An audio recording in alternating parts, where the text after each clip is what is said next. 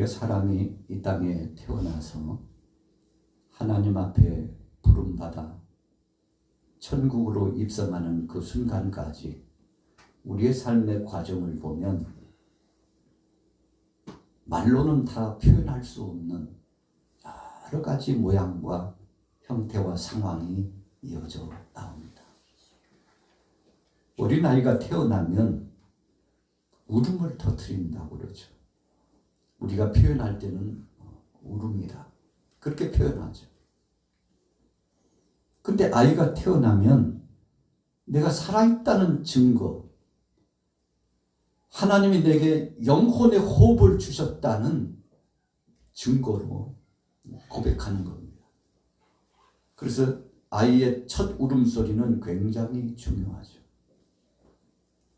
그 아이의 첫 울음소리를 통해서 이제 새 삶이 시작된다는 선언이 이루어집니다. 또 한 가지, 두 번째는 그 생명을 하나님이 주권적인 능력으로 지배하시고 이끌어 가신다는 사실을 생각나도록 하는 겁니다.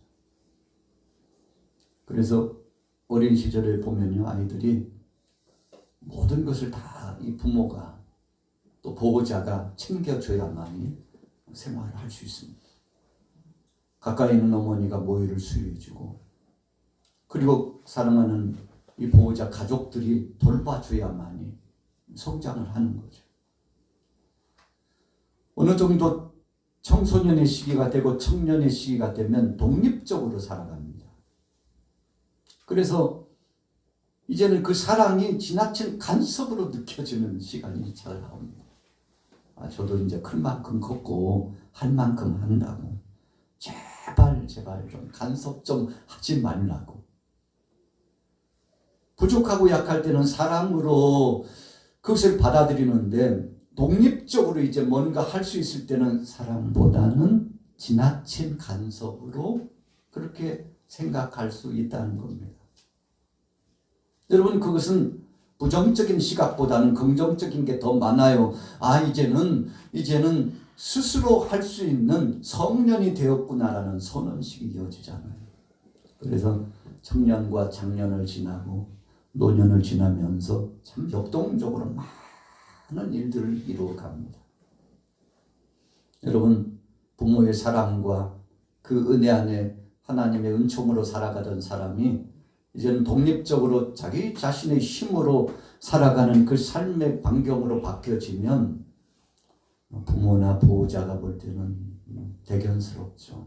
야, 우리 아들이 우리 딸이 벌써 이렇게 컸나. 여러분, 그러면서 대견스럽게 생각하고 사랑스러운데 그 사랑의 표현이 달라져요. 어렸을 적의 그 표현과 성년이 되었을 때 그 사랑의 표현이 달라요. 그러나 표현은 다르지만 그 마음의 중심은 여전히 부모의 사랑을 내리사랑이라고 그러잖아요. 위에서부터 조건적으로 상황적으로 안 맞고 마음에 안 들어도 여러분, 부모가 그 자녀를 위해서 사랑하는 마음은 정말 끔찍합니다. 그런데 우리가 그런 과정을 살아가면서 노년에 이르게 되면 이제 서서히 약해집니다. 여러분, 그래가지고 내가 벌써 이렇게 약해졌나? 세월은 못 속이는구나. 그런 생각을 갖게 되면서 벌써 내 인생의 세월이 70이 넘고 80이 되고 90이 되어 가는구나. 이번 주간에 저희 어머님이 갑자기 이제 몸이 안 좋아지셔가지고 멀리 전라북도 임실 관촌 고향 쪽에서 연락이 와서 며칠 전에 황급히 또 내려가서 어르신을 뵙고 왔습니다만, 이제는 올해 90이신데 자의적으로 하시는 일이 거의 이제는 없어요. 그래서 말씀하시는 것도 굉장히 약해지셨고 기력도 이제 혼미해져 가고, 그래서 그런 생각을 해봤습니다. 사람이 태어났을 때 어린 나이로 천진난만하게 보호자의 보호를 받고 태어나는데 하나님 앞에 부름 받으려고 갈 때쯤 되면 다시 어린아이처럼 되는구나. 여러분, 하나님이 정하신 그 섭리와 진리 앞에서 다시 한번 숙연해지게 되죠. 야, 나이에는 장사가 없구나. 그렇게 그냥 소리가 그냥 쩌렁쩌렁하고 우연한 모습으로 자녀들 앞에서 이풍당당했던 그 어르신이 힘이 빠지고 근력도 빠지고 약해지니까 이제는 자기 힘으로 숟가락들 힘도 없이 의료기구를 의존하고 약해져서 왜 이렇게 되는 거지? 왜 이렇게 약해지는 거지? 여러분, 어르신들이 점점 좋아졌으면 좋겠는데 점점 좋아지지는 않고 점점 약해지잖아요. 그래서 사랑하는 아이들이 부모의 보호를 받으면서 어린 시절을 보내는 것과 같이 이제는 가족들의 보호를 받고 함께하는 이 보호자의 보호를 받고서 살아가다가 하나님 앞에 고요히 부름을 받는 것이 인생이라는 것을 보면서 제가 이번 주에 성경 본문을 어떻게 택해야 되나 해서 오늘 야곱이 하나님 앞에 부름받았던 그 내용을 본문을 택하고 묵상하고자 하는 것입니다. 오늘 요셉이 아버지 앞에 나갔어요. 이 야곱이 사랑하는 자녀들을 모아놓고 유지를 남깁니다. 마음껏 축복을 해줘요.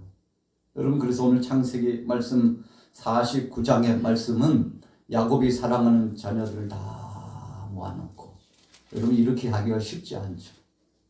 어떤 때는 자녀도 모르게 부름을 받는 예가 많습니다만 뭔가 준비를 하는 어르신들은 몇 달 전에, 몇 년 전에 자녀들을 모아놓고 음식도 먹으면서 꼭 하고 싶은 말을 하고, 어떤 때는요, 요즘은 전화기가 발달이 됐잖아요.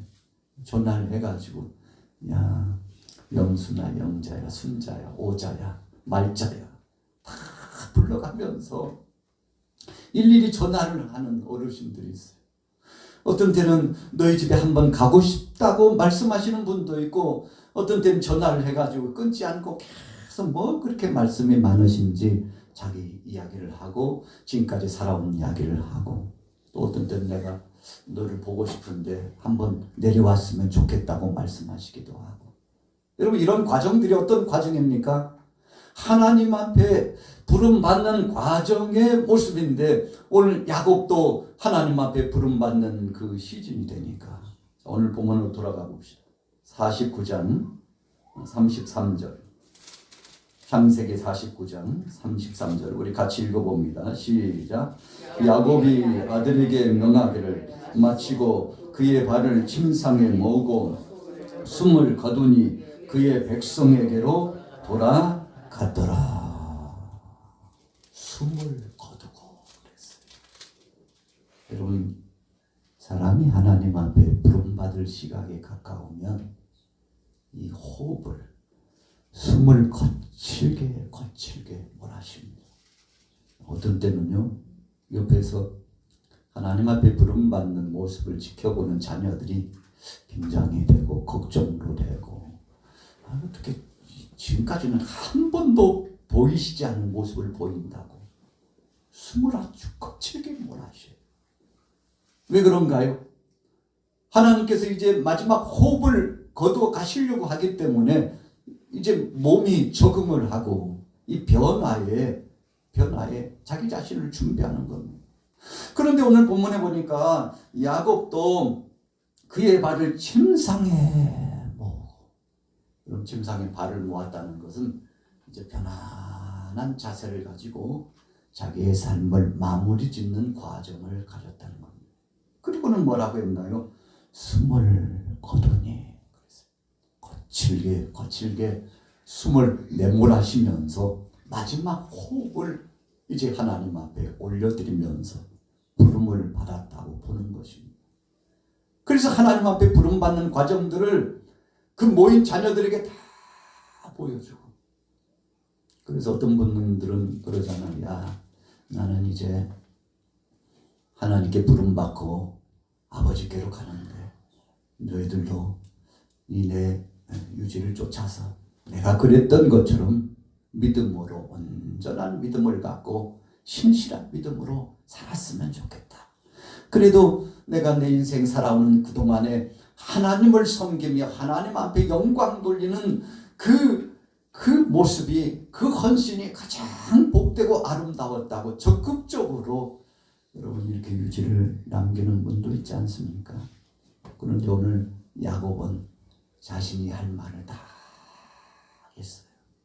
그래서 사랑하는 자녀들에게 각기 하나님이 섭리하신 섭리적인 관점에서 다 그 모양 하나님 그 뜻대로 다 축복을 하고 일일이 자녀들을 다 언급했습니다. 여러분 이렇게 하기가 쉽지 않잖아요. 그 한 자녀 한 자녀를 부르면서 그 자녀에게 해당하는 하나님이 내리시는 은혜와 능력을 마음껏 부어주고 축복을 했는데, 여러분 그래서 성경 역사 가운데 야곱만큼 하나님 앞에 부름받기 직전에 아름다운 모습과 은혜의 향연을 가지고 마음껏 자녀들을 챙기는 사람 눈을 씻고 보려고 해도요 성경에 거의 없습니다. 거의 없어요. 오늘 여러분들과 저는 이런 아름답고 복된 귀한 은혜의 추억을 남기게 되기를 예수님의 이름으로 축원합니다.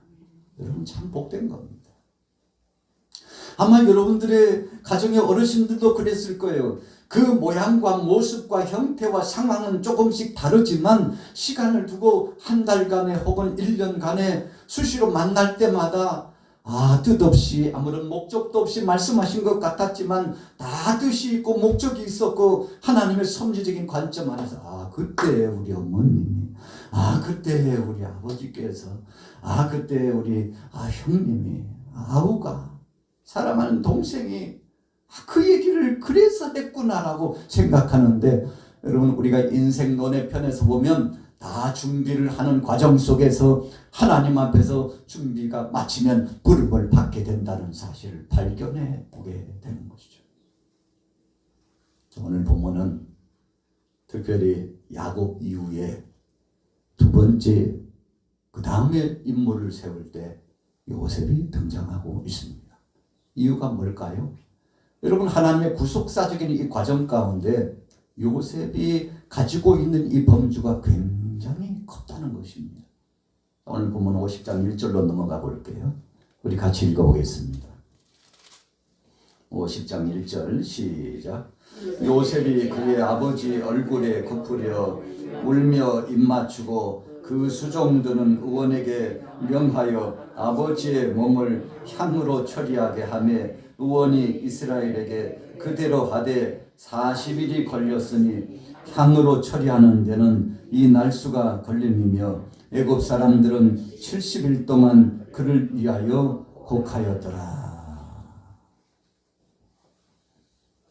여러분 하나님께서 야곱에게 그가 하나님 앞에 처음 부름 받아가지고 사역을 진행한 그 순간부터 마지막 죽음을 맞이해가지고 이제 하나님 앞에 자기 자신을 전부 헌신해서 숨을 거두고 난 이후도 하나님께서 야곱과 함께 하셨는데, 이 야곱이 가졌던 그 고백과 그 비전이 요셉이 장례 절차를 통해서 나타내는 이 과정 속에 이루어집니다. 여러분 애굽에는 발달된 것이 이 장례 문화가 굉장히 발달됐습니다.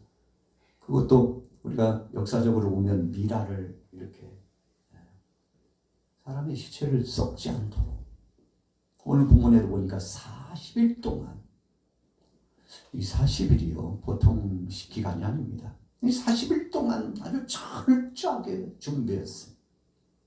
왕족 가정의 예우를 해준 겁니다.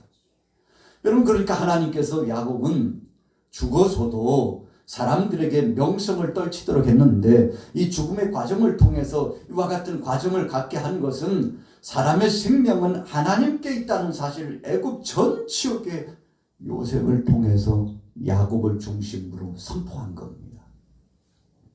그래서 사람의 생사화복을 하나님께서 주장하신다는 복음주의적인 능력의 역사가 장례 기간 동안에 계속 선포되도록 한 겁니다. 이 사람이 죽으면 이름을 남긴다고 그러는데, 여러분, 사람이 죽고 난 다음에도 그 장례 절차를 통해서 그 사람이 어떤 사람인가가 드러납니다. 또 장례식장에 함께 참여한 사람들의 그 부류의 모습을 통해서 이 사람이 어떤 사람인가가 드러납니다. 그런데 야곱이요, 약속의 땅 가나안 땅에서 살다가 흉년이 들어가지고 너무 먹기 살기가 힘들어요. 이러다가는 식솔들이 다 굶어 죽게 생겼어요. 그런데 희소식이 들려오는데, 다른 데는 양식이 없는데 애굽에는 양식이 있다는 소문을 듣습니다. 그러니까 이런 역사는요, 그냥 어쩌다 보니까 우연히 한 것 같지만 하나님의 계획하심 속에, 그래서 하나님의 사람들을 통해서 야곱에게 이 소식을 들려주는 겁니다. 야곱, 너 거기 있지 말고 지금은 양식을 구할 때요, 지금은 애굽으로 가서 삶의 터전을 준비할 때라는 것을 하나님께서 급물살타게 변한 전환적인 역사를 그에게 허락해 주시죠. 여러분, 나중에 요셉이 고백하게 됩니다만, 형들이 이 아버지가 죽고 나니까 막 두려움이 가득 차가지고, 오늘 본문에 보니까 우리가 성경을 쭉 읽어가다 보면 아버지 장사 지내고 난 다음에 형들이 두려움에 가득 차가지고, 아버지가 살아계실 때는 그래도 우리를 선대했지만 이제 아버지께서 소천하신 이후에 마당에 우리를 다시 악대하고 보복할지도 모른다는 두려움. 그래서 우리가 죄 짓고는 뭐라고 그러죠? 죄 짓고는 못 산다고 그러죠. 형제들이 양심이 찔려가지고, 아버지가 살아계실 때도 그랬지만, 여러분, 아버지가 하나님 앞에 부름받고 난 다음에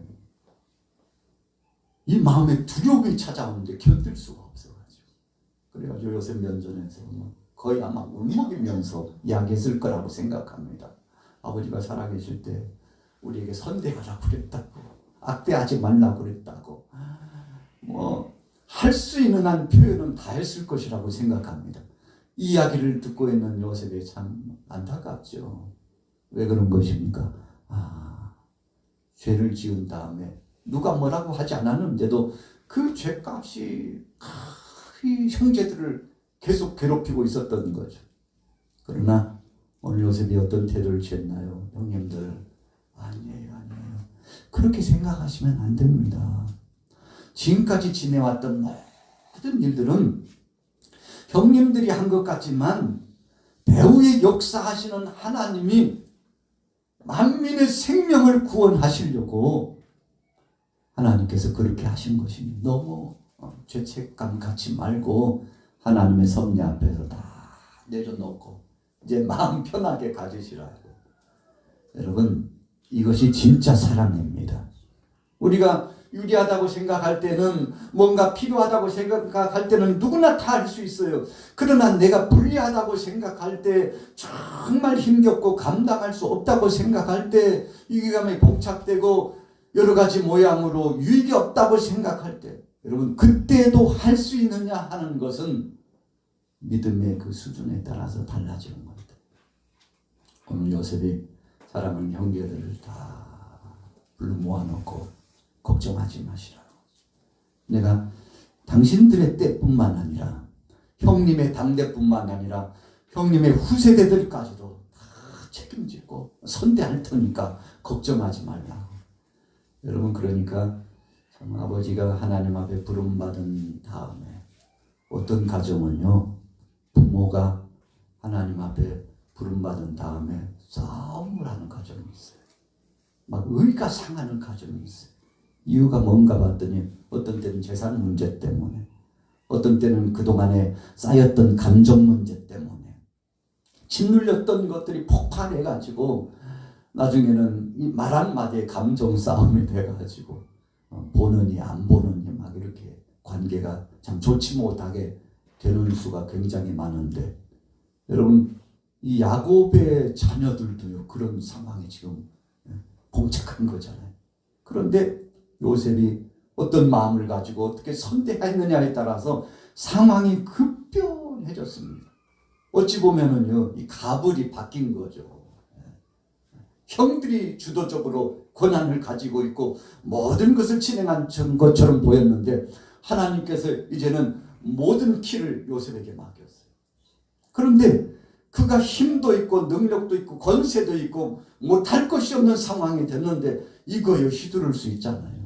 네, 그동안은 참았지만 그냥 곰곰이 생각해 보니까 괘씸해가지고 구덩이에 던졌던 형들 생각해 보세요. 이스마엘 상인들에게 은 20을 받고 팔 때 한번 생각해 보세요. 노예로 팔려가가지고 죽을 고비를 수없이 넘겼던 그 상황을 생각해 보면 이제는 됐다. 내 때가 왔다고요. 해볼 대로 해볼 상황이 됐잖아요. 그러나 그에게 힘도 있었고 능력도 있었고 모든 것을 할 수 있었지만 다 내려놓고 우리 같이 따라해 보겠습니다. 하나님의 섭리와 사랑으로 승리했습니다.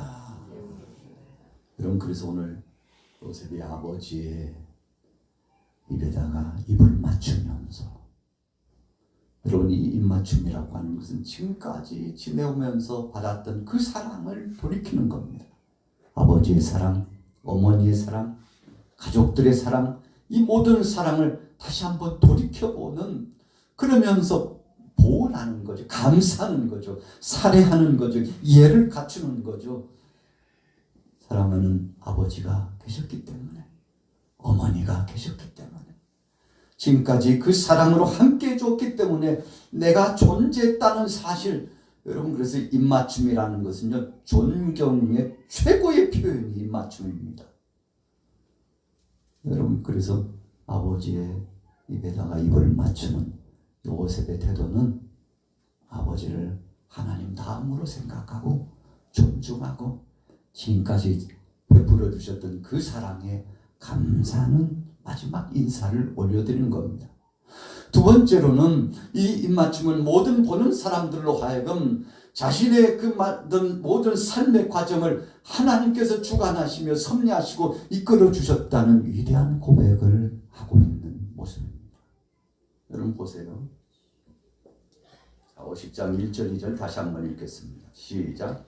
요셉이 그의 아버지 얼굴에 굽으려 울며 입맞추고 그 수종들은 의원에게 명하여 아버지의 몸을 향으로 처리하게 하며 의원이 이스라엘에게 그대로 하되 40일이 걸렸으니 향으로 처리하는 데는 이날 수가 걸리며 애굽 사람들은 70일 동안 그를 위하여 곡하였더라. 그럼 70일 동안 곡하는 동안에 애굽 전 지역에 야곱이 어떤 사람인가가 선포되는 겁니다. 그리고 사랑하는 자녀들과 가족들이 자기 아버지가 어떤 분이신가를 세상 모든 사람들에게 다시 한번 얘기해 줄 수 있는 아주 중요한 기회예요. 그러니까 복음적으로 보면 하나님의 뜻이 애굽 전 지역에 선포될 수 있는 중요한 기회가 된 겁니다. 그런데 애굽에 장사하지 않고 어디로 장사했습니까? 야곱 아버지 의원대로 가나안 땅, 약속의 땅에 그곳으로 이동하여 장례를 치르는 과정을 합니다. 여러분 이 운맥의 의미는 굉장히 중요합니다. 우리가 영적으로 보면 우리 크리스찬들이 하나님 나라를 대망하잖아요. 장례를 진행하면 믿는 사람들도 오고 믿지 않는 사람들도 옵니다. 그래서 우리가 장례식 때는 예배를 많이 진행합니다. 그래서 큰아들의 또 작은아들의 또 딸의 여러 교회에서 와가지고 잠깐씩이라도 예배를 하고 기도를 하고 또 찬송으로 함께 위로를 받는 시간들을 갖는데 여러분 이 기간이요 복음을 전할 수 있는 기회입니다. 어디서 그 복음을 듣겠어요? 그래서 장례식장에 와서 조문하러 왔다가 위로하러 왔다가 찬송 소리를 듣고 말씀이 선포되는 그 과정들을 듣고 그리스도 안에서 평강과 부활의 소망을 기대감을 갖고 천국의 소망을 두는 모습을 보면서 선한 영향력을 갖는 아주 중요한 기회를 갖게 됩니다. 여러분 그래서 오늘 본문에 아주 중요한 유지를 공부하고 있습니다만 자, 4절부터 같이 한번 읽어보겠습니다. 4절입니다. 시작. 가는 기한이 지나매 요셉이 바로에게 말하되 내가 너희에게 은혜를 입었으면 원하건대 바로의 귀에 알기를 그리하리가 나로 맹세하게 하여 이르되 내가 죽거든 가나안 땅에 내가 파놓은 요실에 나를 장사하라 하였나니 나로 올라가서 아버지를 장사하게 하소서. 내가 다시 오리이다 하라 하였더니 바로가 이르되 그가 내게 시킨 맹세대로 올라가서 내 아버지를 장사하라. 여러분 이 장례 절차를 통해서 따르는 행렬이 참 대단했습니다. 즉 간접적으로 여호와 하나님이 생명을 주관하시고 애굽에 있는 잡다한 그 신이 아니라 전능하신 하나님께서 생사화복을 주관하시고 우리 인생은 나그네 인생이며 언젠가는 하나님이 부르시면 이런 모습으로 간다는 사실과 또 한 가지는 하나님이 약속하신 그 땅에 장사를 지냄으로 말미암아 우리는 사람의 기준이 아니고 세상의 세풍의 중심이 아니고 우상의 중심이 아니라 여호와 하나님께서 우리에게 약속하신 보증적인 중심으로 우리 인생이 시작하고 과정을 마치고 마지막에 마무리 마침표를 찍는다는 사실을 여러분 왕의 행차에 엄청난 사람들이 이동합니다. 그런데 야곱이 죽고 가나안 땅에 장례를 치르는 과정에 그 행렬이요 엄청난 행렬이 동원됐습니다. 그런데 거기에 있는 모든 사람들이 오늘날로 말하면 기독교적인 장례 절차에 따라서 하나님의 생명된 말씀도 받아먹고 찬송 소리도 듣고 사람의 인생이 어디서부터 왔다가 어디로 가는지 확연하게 자신의 정체성을 재확인할 수 있는 기회가 되었다는 겁니다. 여러분 그래서 오늘 본문 말씀에 50장에 나타나고 있는 야곱의 장례 절차는 애굽 전역에 귀한 생명의 메시지를 선포할 수 있는 기회가 되었다는 사실을 생각해 보는 거죠. 그래서 야곱이 죽기 전에 사랑한 자녀들에게 하나님의 뜻을 선포했고 죽은 다음에는 요셉이 그 유지를 받들어 가지고 지금도 하나님은 역사하시고 우리는 언젠가 이 약속의 땅 가나안 땅에 가야 된다는 명백한 하나님의 약속을 여러분 애굽에 있는 사람들뿐만 아니라 이 과정을 보는 모든 후세대들에게 전해주는 겁니다. 하나님은 지금도 살아 역사하시지만 앞으로도 우리 인생을 책임져 주시는 분이라는 사실을 전하는 거죠. 그러면서 요셉이 마지막 이제 죽음을 맞이할 때 그가 유지를 남기죠. 무슨 유지를 남겼죠? 내가 죽거든 나를 이제 앞으로 하나님께서 이 백성들을 이끌어서 약속의 땅 가나안 땅으로 인도해 가실 때 내 유골이 그 땅에 묻힐 수 있도록 하나님이 약속하신 그 선언적인 약속의 말씀이 분명히 이루어질 텐데 그때가 되면 나를 약속의 땅에 좀 묻어달라고. 여러분 그러니까 이 야곱에 이어서 요셉까지 이르는 이 과정은 복음주의적인 역사적 관점으로 볼 때 아주 중요한 과정이 이 속에 담겨져 있다는 것을 생각해 보는 거죠. 오늘 여러분들도 그런 믿음이 있습니까? 우리의 선진들이 우리에게 남겨준 그 유지를 받들어 가지고 나도 우리 후세대들에게 그런 유지를 남길 수 있냐 이겁니다. 여러분 이런 의연한 마음을 가지고서 이런 유지를 남길 수 있는 부모가 된다면 오늘 여러분들이 된다면 참 복된 사람입니다. 하나님이 얼마나 기뻐하실까요? 자 오늘 본문 읽으면서 마무리 지어보겠습니다. 자 7절부터 읽어 내려갑니다. 7절부터 시작. 요셉이 자기 아버지를 장사하러 올라가니 바로와 모든 신하와 바로의 궁의 원로들과 애굽 땅의 모든 원로와 요셉의 온 집과 그의 형제들과 그의 아버지의 집이 그와 함께 올라가고 그들의 어린아이들과 양떼와 소떼만 고센 땅에 남겼으며 병고와 기병이 요셉을 따라 올라가니 그때가 심히 컸더라. 그들이 요단강 건너편 아다 타작 마당에 이르러 거기서 크게 울고 애통하며 요셉이 아버지를 위하여 7일 동안 애곡하였더라.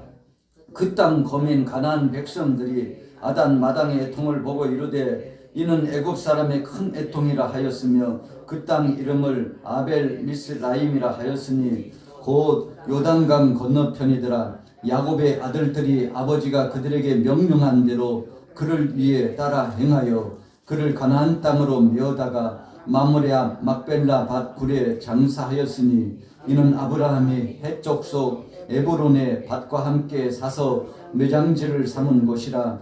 요셉이 아버지를 장사한 후에 자기 형제와 보상꾼과 함께 애굽으로 돌아왔더라. 아멘. 제가 본문을 묵상하면서 이 대목에서 깊은 생각에 잠겼습니다. 어떤 대목입니까? 바로 11절이에요. 11절 다시 읽어볼게요. 시작.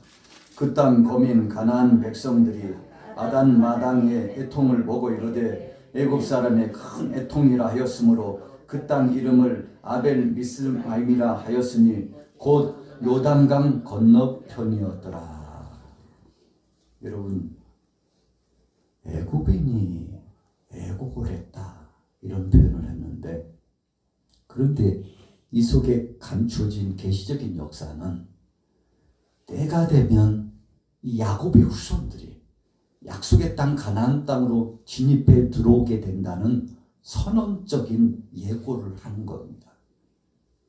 그 가나안 모든 족속들이 그 애곡 소리를 듣고 그 장례 절차를 보면서 아니 왜 멀리 애굽에서 여기까지 다시 온 거야? 듣자 하니까 그의 조상 아브라함이, 이삭이, 또 야곱이 이제 대를 이어서 여기에 묻히고 여기에 이제 주둔하면서 새로운 둥지를 튼다는 소문이 있던데, 여러분 이 소문을, 하나님이 섭리하신 구속사적인 복음의 소문들을 가나안 족속들이 듣고 보게 되는 겁니다. 그래서 미리 예고하고 선언하는 겁니다. 머지않아 우리 후손들이 이 땅에 들어오게 될 것이라는 선포적인 하나님의 약속의 말씀을 그 땅의 모든 사람들에게 증거하는 놀라운 역사를 진행한 겁니다. 여러분, 그래서 그냥 장례가 아니었어요. 이 장례는 이 땅에 우리가 곧 돌아온다, 이 땅에 우리가 곧 돌아온다는 선언적인 역사였기 때문에 오늘 여러분들 가정에도요, 우리 믿음의 사람들의 장례는요, 아유 그냥 3일 지나면 되는 거 아니야? 기도받자 나으리고 오래돼봤자 일주일이면 끝난다, 이런 맥락이 아니에요. 하나님은 그 장례 과정을 통해서 하나님의 큰 뜻을 그 가정을 통해서 이루고자 원하시는 섭리가 있다는 겁니다. 여러분, 그래서 사람이 하나님 앞에 부름받으면요, 아유 한 사람 또 부름받았는데 이것이 아니고 하나님께서 이 사람의 부르심을 통해서 하나님이 하실 일이 있으시구나, 하나님이 우리 가정에 전하시고 싶은 메시지가 있구나, 이 지역에, 이 나라에, 이 근동에 나와 관계되는 모든 사람들에게 하나님이 주시고자 하시는 섭리의 말씀이 있구나라는 사실을 생각하면요, 굉장한 의미 부여가 있습니다.